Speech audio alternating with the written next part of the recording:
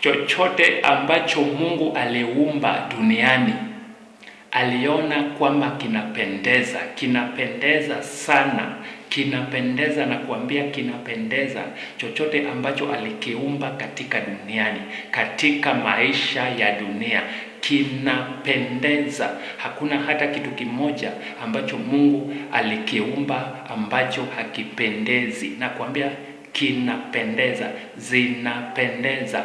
In the book of Genesis chapter 1 verse 3 and verse 4 says that God said, "Let there be light."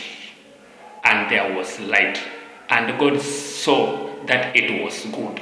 So in that chapter 1, God created everything. And everything that God was creating, that God created, God saw that it was good. It was good. It was good. Kilikuwa kinapendeza machoni pake. Kilikuwa kinapendeza. And God created, and God saw that it was good. And God created, and God saw that it was good. And God created you, and God saw that it was good. And God created heavens and the earth, and God saw that it was good. It was good. And God created the animals, and God saw that it was good. It was good indeed. It was good. Sasa wewe usiseme ni kibaya. Usijidharau mpendwa, kwa sababu unapendeza machoni pa Mungu. Unapendeza sana. Unapendeza sana machoni pake. Usijidharau wala usidharau mtu yoyote, kwa sababu sisi sote tunapendeza machoni pake. Tunapendeza, na kuambia tunapendeza. Wakati uliumbwa kwanza katika ulimwengu wa kiroho, na Mungu amekuumba, akakutengeneza vizuri, akakufinyanga na udongo. Unajua wewe ni udongo na yeye ni mfinyanzi. Sasa anakufinyanga kwa upendo, na anaona kwamba anafinyanga kitu ambacho kinapendeza. Sasa akikusha kufinyanga vizuri, anaona kwamba unapendeza katika ulimwengu wa kiroho, alafu anakuleta duniani. Unapendeza mtoto wa Mungu. Unapendeza. Kwa hivyo usijidharau. Usiseme eti mimi sijui ni maskini tu, mimi ni sijui ni mgonjwa tu. Hapana. Unapendeza machoni pake. Sasa kuna shida moja tu ambacho kinakuja, lakini nataka kuelezea ili uweze kujua kwamba wewe ni muhimu sana mbele za Mungu. Wewe unapendeza sana machoni pake. Asifiwe Yesu. Unajua Mungu amekuumba, akakuleta duniani. Unajua Biblia inasema kwamba kwa Yeremia kwamba aliumba Yeremia. Alijua Yeremia angali tumboni mwa mamake. Inamaanisha kwamba alikuumba kwanza katika ulimwengu wa kiroho, akakuleta duniani. Akafanya test, akakutest. Kila kitu Mungu alitest kabla akuweke pale ndani ya tumbo. Akatest macho yako, akaona inaona. Akatest sikio, inasikia. Akatest midomo, inaongea. Akatest pua, akaona pua inasikia harufu. Akatest mikono, anaona mikono inaweza kashika. Akatest miguu inaweza ikatembea na inaweza ikakimbia. Akatest tumbo, akaona tumbo iko sawa, inaweza jaza chakula. Akatest kila kitu katika mwili wako, ndipo akakuleta katika dunia. Sasa you are perfectly made by God. Unajua kila kitu kikitengenezwa lazima kifanyiwe test. Hata hizi simu unaona unaenda kununua dukani.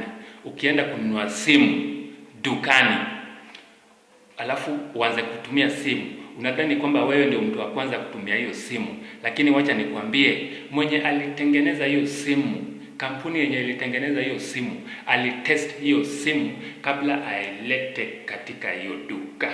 Akatest, akafungua kila kitu, akajaribu kupiga simu, akaona inaingia. Yule jamaa akareceive, akajaribu message, akatuma, akajibiwa, akaingia Facebook, akachat, akapiga picha, akapost, akaona inafanya, akaingia kwa WhatsApp, akatuma picha, akaona imeenda. Yule naye akamjibu, akaingia kwa email, akaingia kwa YouTube, akafanya kila kitu. Akasema basi hii simu inafanya kazi. Sasa vile hii simu inafanya kazi, sasa tukaiuze, tukaipeleke dukani iuzwe, kwa sababu iko perfect, hakuna malalamiko ambayo itakuja, simu iko sawa. Hivyo Mungu alikuumba hivyo, akafanya test yako yote, ndipo akakuleta katika dunia ili ukaweze kuchapa maisha ya dunia sasa. Lakini sasa ulipofika katika dunia, ndipo ukakutana na jamaa anaitwa Shetani, anaitwa adui, anaitwa jambazi. Alikuja, kazi yake ni kuharibu, kuua na kuiba. Sasa akaingia ndani yako, akaanza kukuharibu.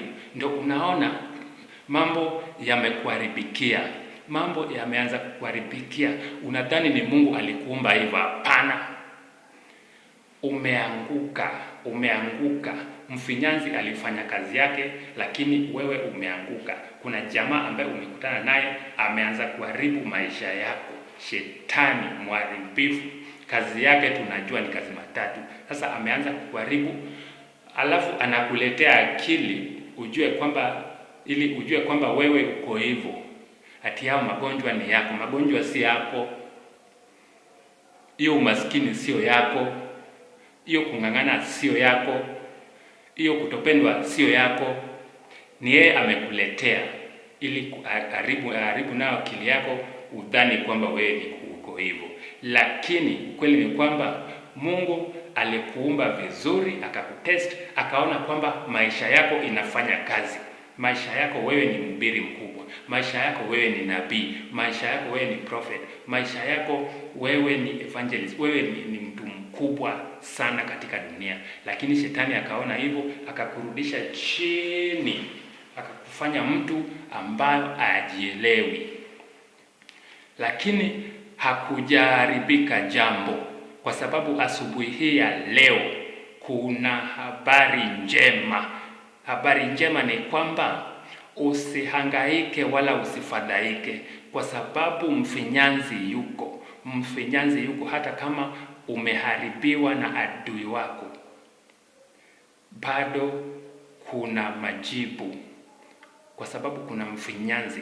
Unaweza rudi kwake asubuhi ya leo ukamwambia kwamba mambo yanatendeka katika maisha yangu, lakini mfinyanzi wangu, lakini baba yangu, lakini Mungu wangu, nimerudi kwako asubuhi ya leo. Nitengeneze tena. Nimeanguka, lakini nitengeneze tena. Adui ameniharibu, lakini nitengeneze tena. Adui ameharibu mambo yangu yameharibika, mambo yangu yameibiwa, lakini Bwana nitengeneze tena, ili nirudi sawa vile uliniumba, ili nirudi sawa vile ulinifinyanga wakati ukinileta katika dunia. Nimerudi kwako Bwana asubuhi, nimerudi na kuomba Bwana ukaweze kunifinyanga tena, nifinyange tena Bwana, maana wewe ni mfinyanzi na mimi ni udongo. Wewe ni mfinyanzi na mimi ni udongo. Nitengeneze tena Bwana. Nimekataa Shetani, nimekataa kazi yake. Nataka nikutumikie, nataka nitembee na wewe. Nitengeneze Bwana.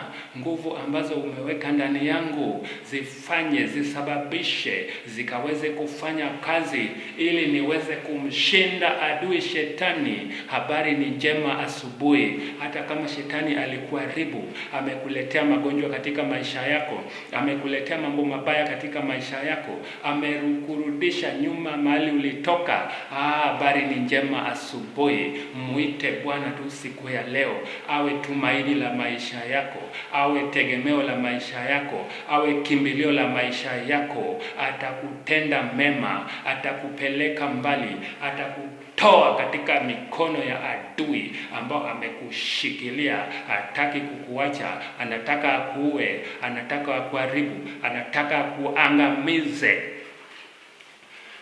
Resha pali komparadazo kalandere bosandarararara reba sendere boshakataya mbose rikalia sheko marade zengelia tarabo. Habari ni njema asubuhi. Kuna nafasi ya kurudi katika mikono ya mfinyanzi. Kuna nafasi ya kurudi, hata kama wachawi walisema nini, walikutumia uchawi, walikutumia mambo ambayo yanaharibu maisha yako, walikukosesha amani, kazi ikaharibika, mtoto hakuna, mambo yameharibika. Habari njema ni asubuhi ya leo. Rudi tu kwa mfinyanzi wako, maana yeye anawaza mawazo mazuri katika maisha yako.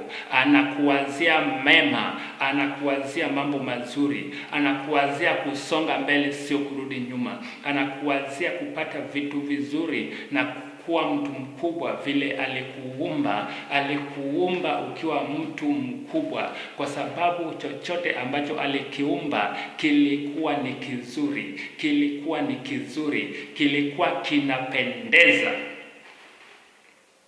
Sasa ni lazima upendeze vile uliumbwa. Lazima urudi uwe mzuri vile uliumbwa, rudi pale pale. Na kurudi pale ni lazima umkatae shetani. Kurudi pale vile Mungu alikuumba ni lazima ukatae kazi za shetani. Usimame imara na imani.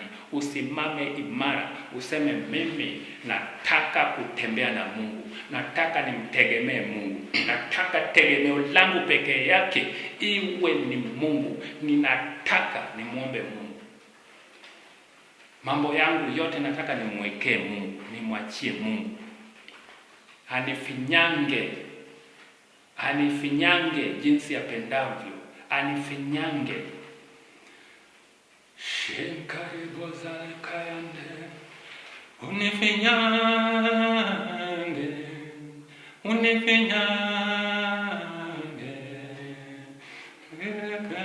kama upendavyo, unifinyange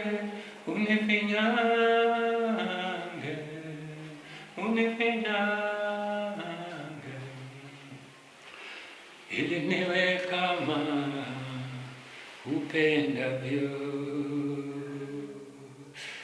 Yeye ni Mungu wa uweza. Anaweza akakufinyanga tena, anaweza akakutengeneza tena.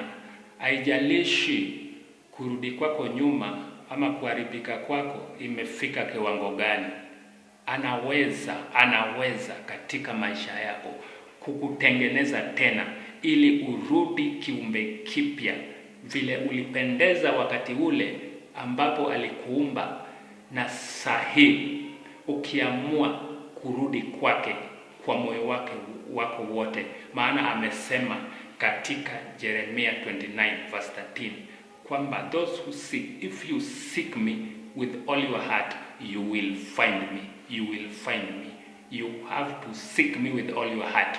Utampata, na ukirudi kwake atakutengeneza tena na uwe kiumbe kipya, na uwe kitu ambacho kiko sawa, na maisha inasonga mbele. Maisha yako lazima ifanye kazi.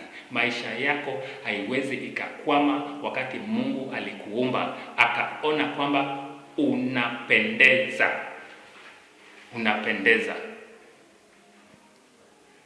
Thank you Lord.